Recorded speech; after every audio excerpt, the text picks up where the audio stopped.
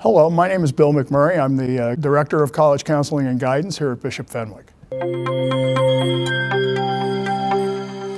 Well, one thing that's for sure is that the stress generated by the college admission process is equally distributed across families, whether they're in high school or in college. The stress doesn't really dissipate around the admissions process. I think anytime kids have to put themselves out there, their parents get nervous, they want to do everything they can, and whether you're a college admission officer or a high school counselor, you're going to be calming fears, busting myths, easing anxiety pretty much constantly as you try to convey facts. Another lesson I've learned is that people tend to extrapolate the dimensions of admissions to the highly selective colleges to colleges across the board, and that can in fact generate a lot more stress than is necessary, particularly from kids who are very well suited to some of the other institutions, and they worry that they're not going to measure up because of what they read about the 40 or 50 schools in the country that have the ultimate luxury of choice. So there's a lot out there. And I think a third thing I've learned is just for me, having been in this field for a long time, it's always surprising but still not shocking that people they don't see that the process really is about them finding a fit. They feel as if the colleges and what the colleges are looking for should be driving their lives. And I've found with the students I've worked with over the years, those who take control of the process, manage what they can control, be realistic about what they can't, are the ones who end up being most successful in the process. I think first of all, to read and to listen to their kids and what drives their kids, because I think all too often parents develop these visions of their children as college students, and they wrap them up in these conceptual packages before the student even has a chance to explore what makes them tick and what might be exciting.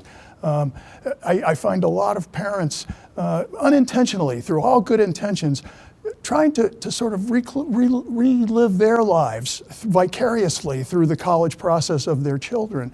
And I would just implore them to listen to their children and to let the students drive the bus. That's the analogy I use often, is for the student to be the driver, the parents and the counselors at the school to become the driving instructors, to help with the process, to help them over the speed bumps, but ultimately it's the kid who has his or her hands on the wheel. And those are the kids who, like I said before, tend to feel the most fulfilled and the most successful through the process because they know they've done the bulk of the work. It's really counterproductive, I believe, in the long run for parents to sort of shield their kids from all the hard work of this process, because it really is about fit. It's not about labels and trophies. It's about which colleges are the ones that are going to serve this particular student the best in terms of his or her aspirations, interests, and realistic abilities. Well, the first two things that come to mind, there's a level of academic certainty here that is recognized in the higher ed community. Every student here who passes through Fenwick and graduates after 4 years will be college ready on some level.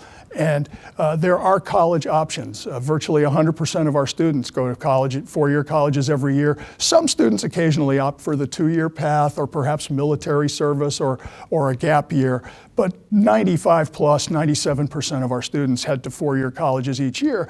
And that's not just the kids in the top 10%, that's everyone.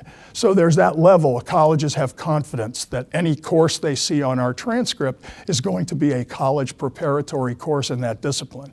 So parents and kids can have that level of confidence that if they follow the prescribed curriculum here, they're going to be college ready. And the second and equally important piece of that is, in a school like this, kids are going to be constantly encouraged and supported. We provide a challenging program, but we provide commensurate support at the same time so that kids are able to aspire and persevere. The two-track advice on that level would be, first of all, attend to your classes. do your work, read. Simple instructions, but not always simply carried out. Particularly in COVID times, students have, there's a lot of stress around remote learning, and sometimes consistent effort becomes more challenging. But again, a school like Fenwick is the kind of place where we can encourage kids over those speed bumps and help them through. But I think obviously putting your best foot forward as much as you can is the first advice in the classroom. And the second piece of advice is try new things. This kind of a school has a plethora of different kinds of activities, whether you're interested in athletics, the arts, politics, community service, all the things that kids can do outside of their academics to help define who they are. Try something new, yes. Walk down the path you've walked if you've always been a basketball player. Try out for the hoop team, but also think about campus ministry or theater or some other activity that you've never tried, because this is a safe place to fail. You have a chance to try something, and even if you're not great at it, at least you've tried.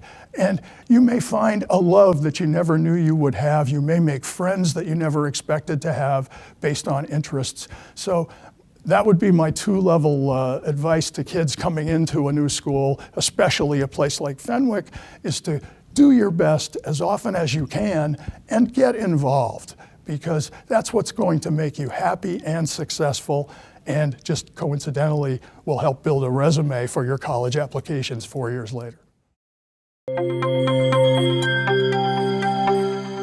Well, we get new students from a pretty wide range of communities and schools. So in the entering year, we spend a lot of time looking over the students' 8th grade records if they are new 9th graders, or 9th grade if they've come from another high school, to see what level and what courses they've already had. And we try and fit them into the sort of next logical level of that course. But then there's always an add-drop period in the beginning of a term, so that if a section is too challenging or perhaps not challenging enough, the student has an opportunity to move up or down according to his or her abilities, strengths, effort, and so forth.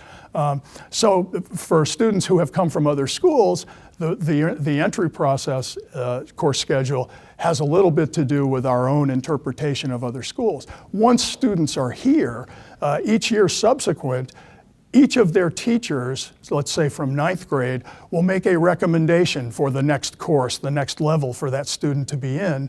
And before that gets etched in stone, the student will sit down with his or her guidance counselor and go over and see how the student feels about each of those choices.